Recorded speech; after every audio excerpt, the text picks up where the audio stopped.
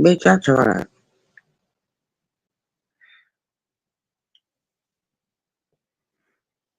Mm-hmm. Baby.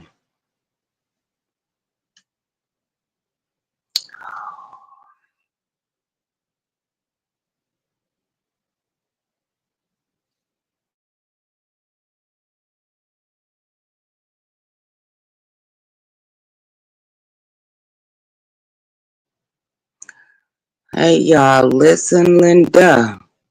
Listen, I tried, and I'm so goddamn tired. Ooh, it's almost 5 o'clock in the morning. I tried my best.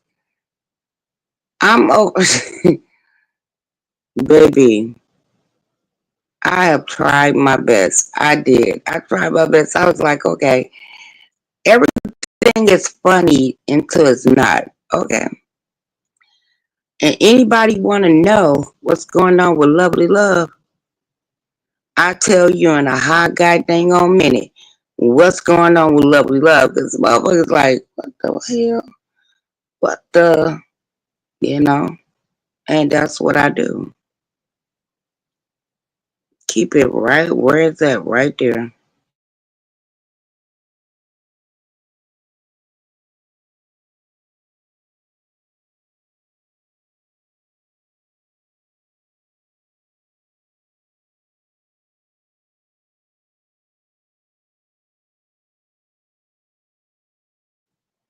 I am trying my best to be right.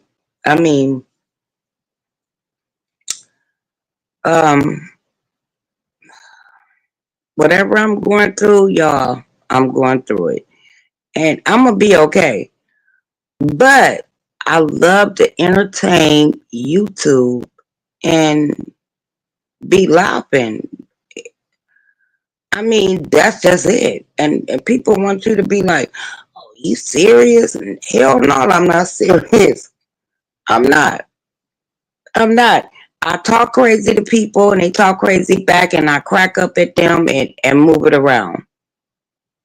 That's what Lovely Love do. Huh?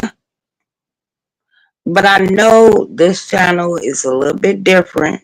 A little bit different. But I'm still the same girl. I'm still the same woman. Like, look, I'm a cook, I'm a talk crap, and that's all I'm gonna do. And keep it moving. Okay. Hey, Barry Sports, happy Sunday. Right? Yeah. But yeah, I'm gonna keep it moving. That's what I do. I mean, listen,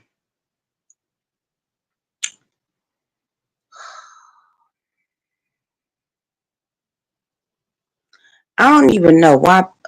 Wait a minute, hold up. Let me back that shit up. Um, I don't know why people think I listen. I don't know why people think Lovely Love. No, I've been here some years, okay, but a lot of things that I do, it be funny as hell to me. When I see shit, I be cracking the fuck up, and I be looking at everybody here and there. You know, I can't see everybody every day, but I do be here and there. I be like, girl, what? I be cracking up, or nigga, what? I be cracking up. And then when it comes to me, it's like, fuck you, bitch. Like, fuck you long time. I'm like, wait a minute. What? But that's what they do to your girl. That's what they do to your girl. And knowing damn well, if you look on my channel, bitch, I cook. I show you how to cook, or I give you a little short. Oh, whatever. It still ain't good enough for these raggedy motherfuckers. They want us to sit up here and talk shit to somebody every goddamn day. I can't do it. And I'm not going to do it. No motherfucking more. If you want to look at me cook, look at it. I take my 5 people. I take my two people. Cause you know what? It's too much. Motherfuckers like, oh, this, that, and the other. Oh, I could be on this motherfucker for 2 and 3 hours talking about another bitch that I don't even know. Who the fuck do that? I could do that. No, I can't. I'm lying. How am I talk about a bitch I don't even know for 2 and 3 goddamn hours? I don't know that bitch. I'm just talking crazy. And then this is the energy. Motherfuckers be having energy for fuck shit. And I'll be like, why? Why you have energy for fuck shit instead of positive shit? Why don't you, okay, I could come out here and be like, okay, the price of all the goddamn food going up and it still look the same. You lying to me. Huh? Everything going the fuck up. And y'all don't realize that shit. We go grocery. Well, I do. I do. And let me tell you, oh, we supposed to eat healthy. How we gonna do that if the prices keep going up on that bullshit too? Huh?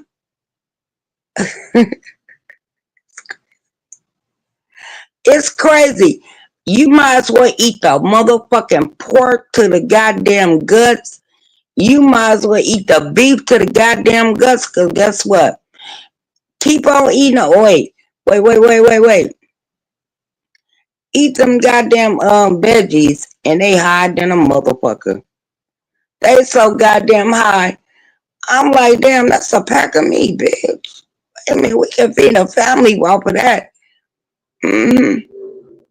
Y'all think I'm lying?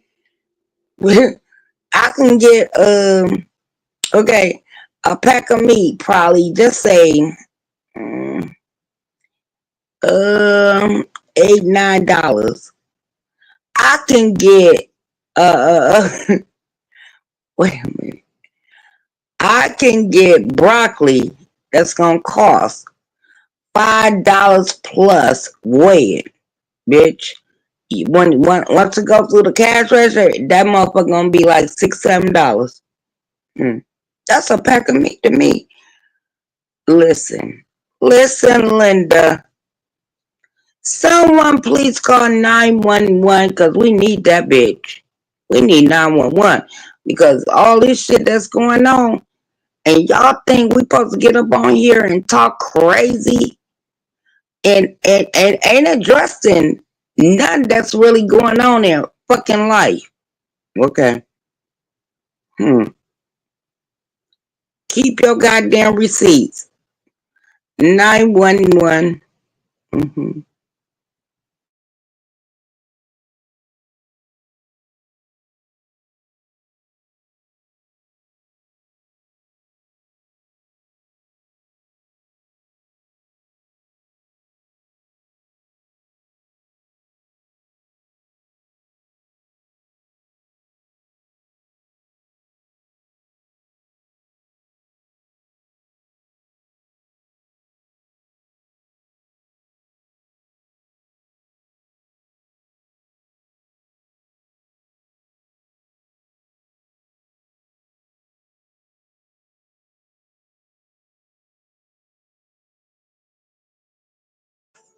Or we just gonna listen to this shit. Fuck it. It is what it is. Let me get some money off these white people. Google.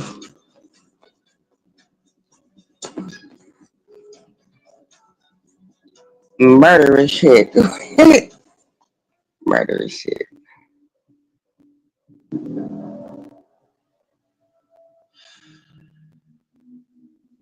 October 2011.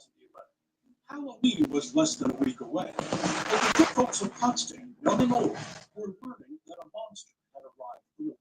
A child killer was in their midst. Can you tell me if it was an adult that hurt him or children? You don't know? We don't know. It's still under investigation. News this bad traveled fast in the town where so many people knew the EMTs, the nurses and docs at the hospital, the cops. Mark Murray, a lieutenant at the time, is a lifelong Potsdam resident. At the hospital, someone said he looked like he had been beat up, or he had injuries on his body. The boy had a rug burn on his knee. What's that tell you?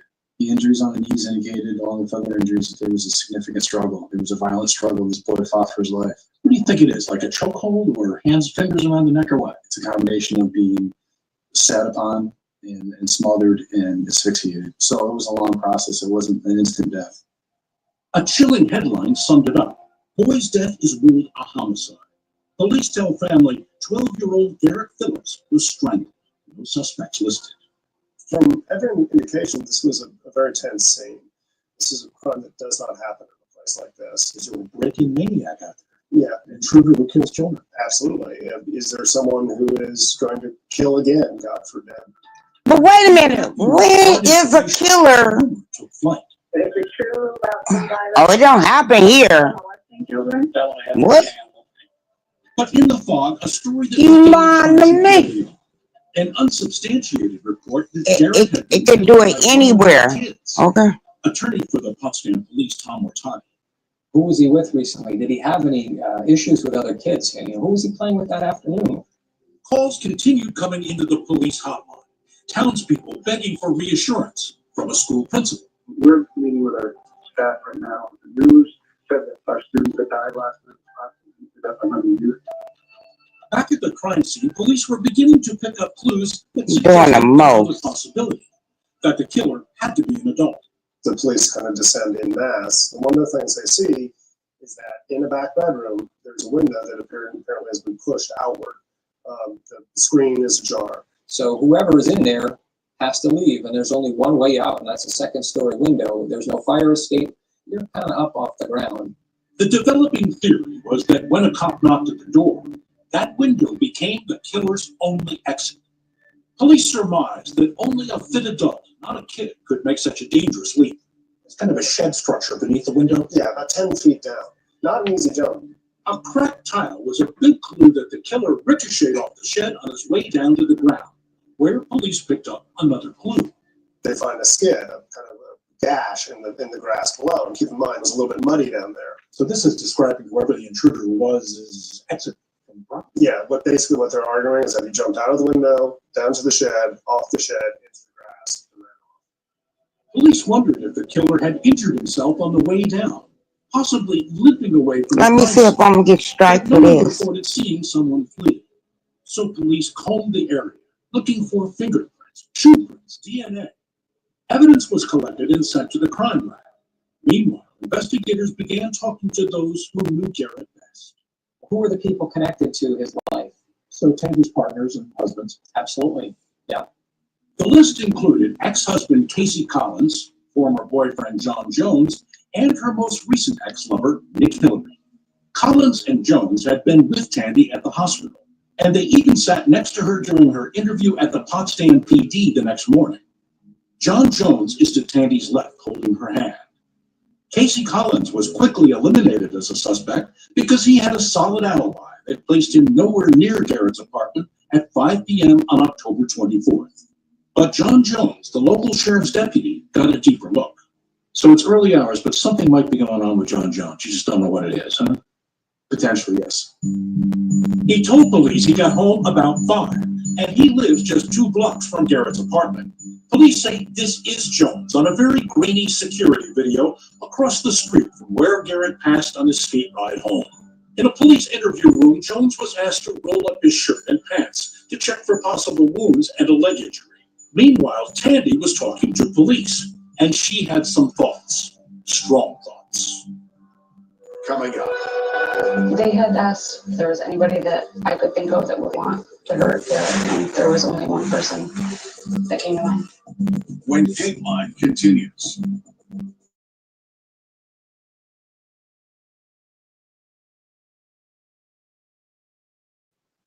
Okay, let me holler at y'all.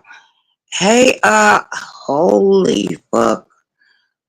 Oh, I like that. Holy fuck. Y'all know how to put a good smile on your girl face. Baby skin. Okay. All right. No, all right. All right. Jagged said what? Here's what it is. Someone please call 911.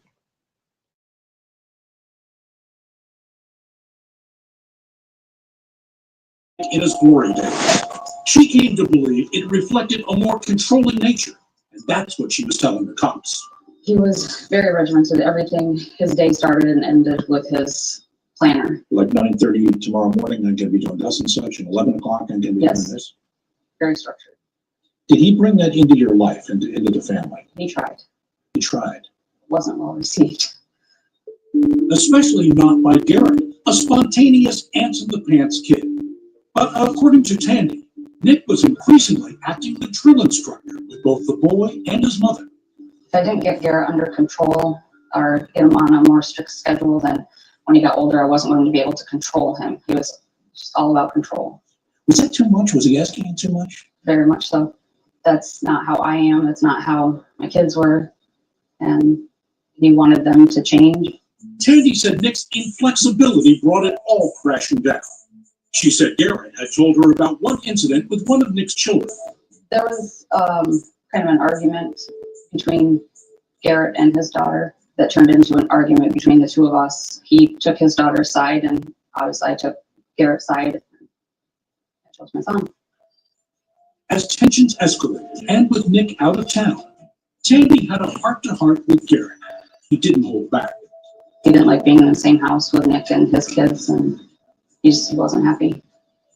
That was it. Tandy told Nick she was moving out. Then, according to Tandy, it was Nick's turn to be unhappy. There was an argument. He told me that I was letting Garrett make my decisions for me. Then he was standing in front of the door, blocking me, and he picked me up and carried me away from the door and wouldn't let me leave. Was that a scary moment? It was. Was that a side of Nick you hadn't seen to that point? Yes. And he ended up putting me down, and he put his hands up and stepped back, and I left. Tandy says soon after that incident occurred, she and her two boys moved into that second-floor apartment at 100 Market Street, and Nick helped them move. We'd ended up having a couple different conversations, trying to make it work, but living in separate households. And I had talked to Garrett, and he said he was okay with it. He just didn't want to live in the same house with him. But according to Tandy, Nick wasn't okay with the new living arrangements. He showed up at my apartment in the middle of the night. Middle of the night? When you're asleep? And Yes, because he had a key. Where's he? You're I woke up and he was standing in my bedroom.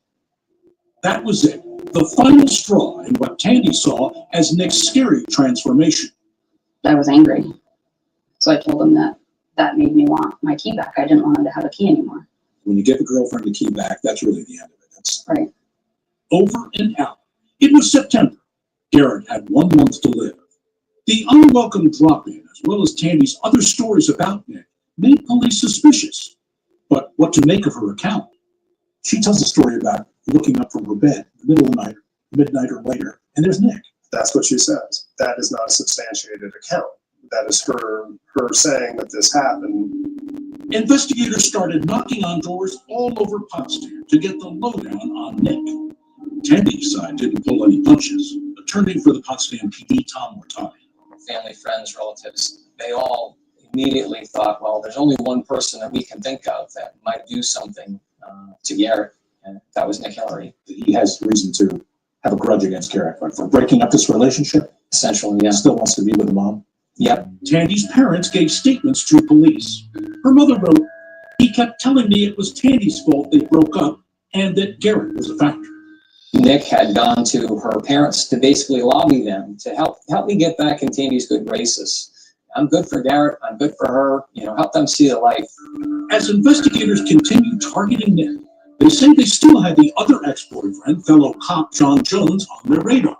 He provided a DNA swab, fingerprints, let us photograph his shirt up and his pants up, and pretty much whatever you need me to do, I'll do it. Besides his eagerness to cooperate, police say his timeline with corroborating security video checked out. He's seen walking his dog around 5:13, about the time the officer arrived at Garrett's apartment. I'm sorry, but nobody goes over to somebody's house to strangle somebody with their dog and then jumps out the window with their dog. So police dropped Jones as a suspect. And even though Tandy had had a bad breakup with Jones, she told police Garrett and Jones were very close. What about John Jones? Absolutely not. Wasn't possible. For Tandy, it always was Nick, and only Nick, in the frame for the crime. Police would continue investigating, but by day 2, pressure seemed to be mounting for a quick resolution. Even the next morning, the chief of police there in Potsdam indicated to another investigator that they had a pretty hot suspect and that they were lining up whatever evidence they could to try to make an arrest. That conversation was recorded by the Potsdam PD, a routine procedure for calls in and out of the department. We got a 12-year-old that lost his life. We got to find everybody up. And there's a strong suspect at this point. We're just trying to get all the ammunition against them at this point we can. So 24 hours after the murder, Lieutenant Mark Murray, working his first homicide as lead investigator, went to observe Nick on the sideline at Clarkson's soccer game against SUNY Potsdam. Remember, police believe the killer may have sustained a leg injury jumping from that second-floor window. Would Nick be limping? Coming up. Were you aware that the cops were running a camera on you as you coached the team? I had no idea. Coach Hillary secretly tanked and strongly questioned. A man was treated like an animal, and that's not allowed in the United States.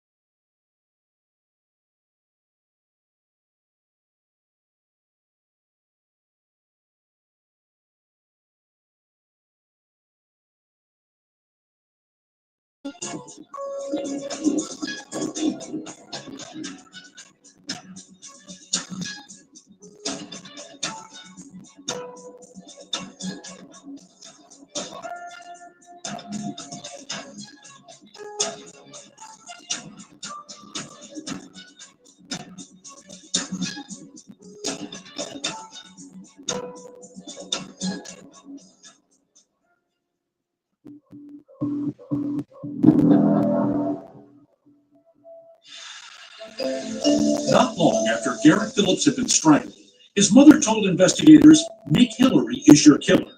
And now police were urgently investigating the soccer coach.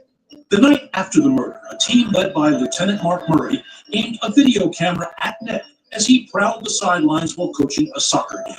They were looking for a limp, which would match their theory that the killer may have been injured leaping from that second-story window. The police had interviewed some other individuals at this point, and he's known to be an active guy on the sidelines. He's not doing that here. After videotaping Nick throughout the game, police were convinced they saw what they came to see. Did you think you saw a hitch in his gait there? Definitely. I put it in my search warrant affidavit. I observed the significant limp when he went off at halftime. I observed what I observed to be a limp. Were you aware that the cops were running a camera on you as you coached the team? I had no idea. Nick said he was focused on beating crosstown rivals, SUNY Potsdam, a big game. You're going to be seeing these guys around town. This is a game that we must win. He said he had nothing to do with Garrett's death, so he had no reason to think he was a suspect that night or the next morning when police asked him to come down to the Potsdam PD and help their investigation. For what purpose? To see if I could identify a list of Garrett's friends.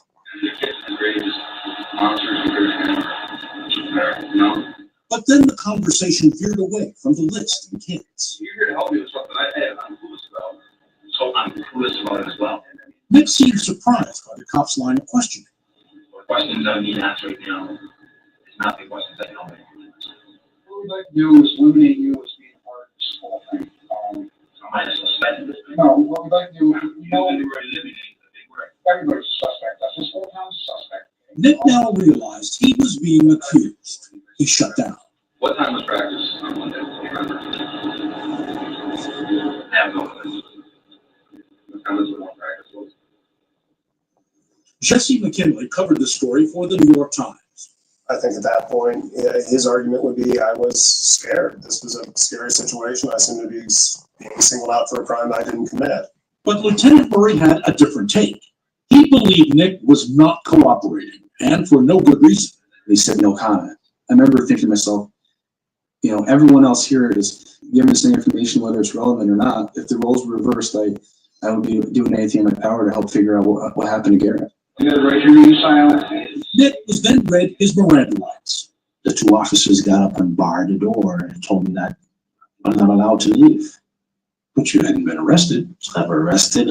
I'm being held against my will.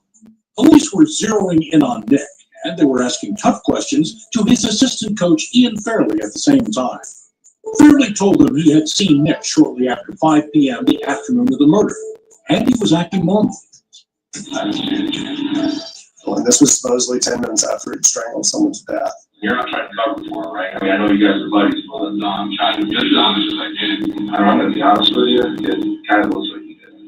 I don't know if you believe me or not, like if you believe he's capable of something like that.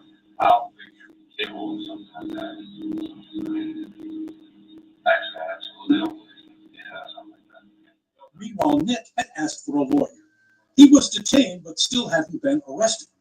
Police took his phone, wallet, and car while they were waiting for a judge to sign a search warrant. For a proud Army vet and prominent member of the college community, Nick said his treatment was humiliating. They took my clothes. Took pictures of you naked? As the day I was born. Looking for what? Scratches? Cut marks? Only they would know. So how long did this day last? Seems like an eternity. Then, after about 9 hours... And that's fucked up. You know why? This was from I'm gonna tell you why. Hold up. Till about after 5. Oh, can I stop this? Released in a hazmat suit. You didn't get your clothes back? Nothing. Didn't have keys to go to my apartment. Didn't have my wallet with any kind This of a black man, which was the coach. It's an inhumane way to be treated. And they treated him like he killed. He felt branded in his own community. That part. That was a big spread in the newspaper. But guess what? It was a white man that killed that baby. Realizing he was the man. Nick started to fight back with the help of a good friend who happened to be a lawyer, former teammate Manai Tafari. Yeah, this was television. The powers that be that wanted to get Mr. Hillary for this always had that intention. Nick told us that he wasn't at Garrett's apartment that day, and he denied the accusations Tandy had made to police, saying that there was bad blood between you and Garrett. That's very, very shocking and surprising. Did you Lying ass? No. Did you do the homework? Or no. Do the chores? No.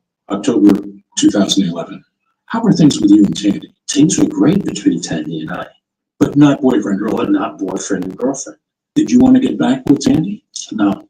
Did you have a key to her house still? No, I didn't. And by this point, Nick and his lawyer had also seen that sideline video police had shot of Nick the night after the murder. To them, it was eye-opening. They said it didn't show what police said it did, a significant limp. That turned out to be untrue. Watch as Nick strides off the field at halftime. He doesn't appear to be limping at all. I had no limp. I was myself that night on the sideline, with the exception of a heavy heart because of what had happened to Garrett. And like the soccer champions they were, Nick and Manai were not only playing defense, they went on offense too, blasting police for what Nick says they did to him at the station. A man was treated like an animal, and that's not allowed in the United States. So they vowed to sue the village of Potsdam and its police department for violating Nick's civil rights. We live in a country where, when rights are violated, citizens can stay silent and continue to have those rights violated, or you can stand up. Coming up, a startling new videotape clue. Garrett on his way home. And whose SUV?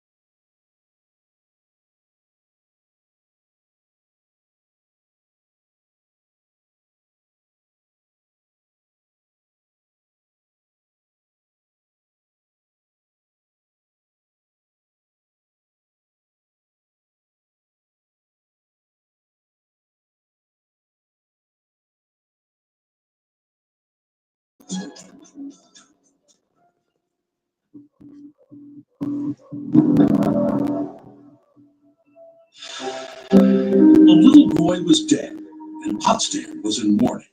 Schools emptied out for a memorial service for Garrett Phillips, that sixth grader so exuberant in his 12 years of life. Then later that week, the funeral at this church. For his mother, Tandy, it was all a blur. I remember being at the church. I remember being at the funeral home. It's just a lot of people. Garrett was laid to rest in the nearby town where his mother grew up. He's buried next to the father he barely knew. Is it true that you buried him with the lipstick? Yes. That was Mom's decision? What do you think that says about who that little boy was? That and his lacrosse stick were his most prized possessions. So, can't want them to happen. She said goodbye to her boy, but now, as police continue to zero in on Nick Hillary, she hoped to get answers for him. Did you know that they had brought Nick in for questioning? Yes. Do you think there's going to be an arrest at that point, Tandy? I had thought there was going to be one very quickly. But Nick Hillary was just as adamant he was an innocent man, hounded, he claims, by a blinkered rush-to-judgment investigation that didn't turn up any evidence because he didn't do it. Why did they believe that you were their person of interest? I wish I knew. Police were trying to make a case against him, though in the months that followed, search warrants on Nick's home, phone, and car yielded nothing. Forensics came back and did not match Nick for hair or fibers. Techs did find fingerprints around that pushed-out window, but they matched no one known to the case. And the imprint in the slushy grass below, useless. Even initial tests on DNA scrapings taken beneath the boy's fingernail proved inconclusive. And what's more, two people were vouching for Nick's whereabouts around the time of the murder. I was with my daughter and my assistant coach during this time period. So they are what they call in criminal investigations your alibi witnesses. Exactly. Nick's teenage daughter would say in a deposition that her dad was with her at their apartment here on Leroy Street from 5 to 5:15 p.m. Assistant Coach Fairley said Nick came to his house here on Garden Street around 5:21. Their accounts would seem to make it impossible for Nick to have been here on Market Street about 5 p.m. when Garrett was being attacked. There were no arrests, there was no grand jury, there's no indictments, there's nothing. They really were kind of at their wits' end in a sense. Police did pull up security video around Potsdam, and they noticed a car that looked like Nick's Honda CR-V creeping through the high school parking lot around the time Garrett was to skate by. But the camera shots were too far away to ID plates or the driver. Despite the continuing lack of hard physical evidence against him, in the court of public opinion, Nick was a marked man. Being out and about in the community, fingers are being pointed, conversations are being whispered. People will drive past our house and call me a murderer. My house has been egged. That's something he maintains to this day, that he has been made a pariah in that community, which he felt a part of. This black male being singled out in this mostly white part of the world. Absolutely. Why And I would think he he's kill trying to that boy say though? Nick's Why? case fits into that narrative of a black man falsely accused. But unlike the stolen Black man criminal falsely investigation, accused. Nick's lawyer, Manai Tafari, was moving You hear ahead me? with the civil lawsuit against Lieutenant Murray and the Potsdam police. A suit filed for detaining Nick all day without arresting him and allegedly degrading him by taking photographs of him naked. Mr. Hillary could have held his head down and ran away. He believes in civil rights. He believes in his rights as a man, and he's going to stand up for those rights. I did not violate his rights in any way, shape, or form. I executed a lawful search warrant of his person while he was at our station. Lieutenant Murray and the Potsdam Police Department denied the allegations in the civil suit, and Potsdam's insurance company hired Tom Mortati to defend the police. Believing that the best defense is a good offense, Mortati decided to turn the tables on Nick, his lawyer. So what's your strategy? To prove that Nick killed Garrett Phillips. And therefore, your clients, the cops, were justified in doing everything they did that he thought was a deprivation of his rights. Bottom line, yes. A preliminary step in these cases before the lawsuit is actually filed is a proceeding called a 50H hearing, in which the defense attorney, in this case Tom, gets to question the plaintiff, Nick Hillary. Does he have to answer? No. He can assert his Fifth Amendment privilege. April 2012. Tom purposely picked a nondescript conference room in Potsdam's municipal building for Nick's deposition. He chose not to videotape. I wanted to keep it low key because in the event he's talking, I want him to keep talking. How did it go? Well, Mr. Hillary was talking. Tom's main goal was to get Nick to admit that he was in the car seen on that security camera video. Up until then, police had suspicions, but no proof. Unlike the movies, you can't zoom in on the license plate or let's zoom in on the guy's eyeglasses and oh, that's so-and-so behind the wheel. It doesn't work that way. So the number one question at that time was, is that Nick Hillary in his car in that parking lot? So Tom asked a series of questions. To his surprise, Nick readily answered them. Mr. Hillary, at any point on October 24th of 2011, were you at Potsdam High School? Yes. How did you get there? I drove. Did you drive the Honda? Yes. And why was Nick at the high school on that rainy day? He said it was to watch a soccer game. But notice the yellow school bus. It's blocking his view. His vision of the soccer field's obscured by a giant yellow school bus, the concession stand, and the stands next to the field. You can't see the soccer field. Coming up, It was the thing I had prayed for. make way for a new DA. She was gonna do everything she could to bring justice for Garrett. Exactly. What would that be? I was alarmed a little bit. When Deadline continues.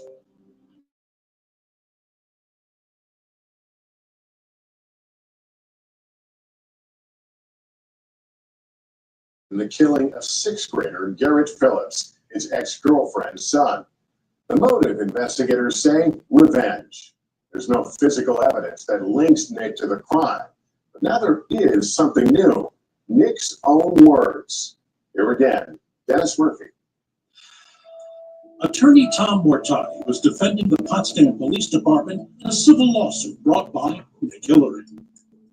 At a preliminary hearing, Nick had just confirmed that it was him in this car seen on security camera video at the high school. Nick said he was there to watch a game, but in the footage, a school bus seems to block his view. The Honda slowly moved, settling into this parking spot, red taillights on. But from there, Nick still can't see the game, nor does he try to get a closer look. He never gets out of his car. He never shuts the vehicle off. So why was he really there? The answer, according to Tom, was about to skate into view. At 4:52 p.m., here comes Garrett at the bottom of the screen, cruising down the sidewalk on his ripstick, blissfully unaware that in just a few minutes, he'll be viciously attacked and left for dead. After about 16 seconds on camera, he skates out of frame, turning left on his way home. Nick's brake lights come on within a second of Garrett going out of view, and he backs his vehicle out. But Nick did not admit to following Garrett. He didn't admit to even seeing Garrett. Instead, he told Tom, I went home. I went straight home. I didn't stop anywhere else. Which Nick acknowledged should be with a right turn out of the parking lot. But when his Honda reached the T intersection, crossroads for this case, Nick didn't go right. Instead, he turned left, going in the same direction as Garrett. 6 months after Garrett's death, this civil lawyer had breathed new life into a dormant murder investigation, extracting what seemed like powerful new evidence from the prime suspect. He didn't take the fifth, and the police are ecstatic with what we got. But the person he needed to convince was Nicole Duvet, the then district attorney for St. Lawrence County. So Tom sent her the transcript of Nick's deposition, wherein Nick admits to being in his car in the high school parking lot, which police said seemed to be tailing Garrett shortly before he was killed. But the DA said it still wasn't enough. She believed that there was simply not enough evidence to convict Nick Hillary, let alone arrest him. Not a winnable case. Not a winnable case. The DA met with Tandy and told her the same thing. She used a scale as an example, and it was one little pebble at a time, and that they just didn't have enough yet. Couldn't get enough pebbles to tilt it this way. Right. The case went into a deep freeze, and it seemed like it might stay there. In that town, this sort of crime is so out of the ordinary, so unheard of, that the fact that they were not able to find someone quickly and make a case quickly and convict them quickly and put this behind them has been enormously frustrating. Tandy, frustration. What is your word about how you feel? I don't know if I can say it on camera. Just the level of frustration is, there's no words really. Out of frustration and sorrow, Garrett's family, led by his Uncle Brian, put up Justice for Garrett signs all over the county. The message from a smiling Garrett was both subtle and direct. Do the right thing. Brian was very close with his brother Robbie, Garrett's dad. So he lost Robbie. And then losing Garrett the way that we did, Brian's never stopped. He would let this become a cold case. Never. And then in 2013, Mary Ring, a former cop and public defender, decided to run for district attorney. Politics has raised its head here. Absolutely. And her prime campaign theme, if you will, is there's a murderer running around and nobody's done anything about it. The only thing I would promise is that would be my top agenda as soon as I got into office. So I spoke with Tandy the next day and we talked for about 2 hours. You didn't promise the results, you promised her your professional interest. Exactly. I promised her I would put a lot of work and energy into it. Tandy took to the stump to campaign for Mary. She was interested in your case? Yes. Passionate about it? Very.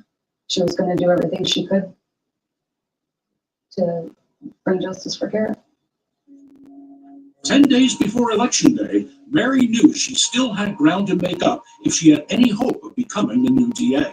And you needed something. You know, help from up above that never hurts. She calls it her campaign miracle. I was in church one morning and I sat there and I said, you know, God, I need some help. And help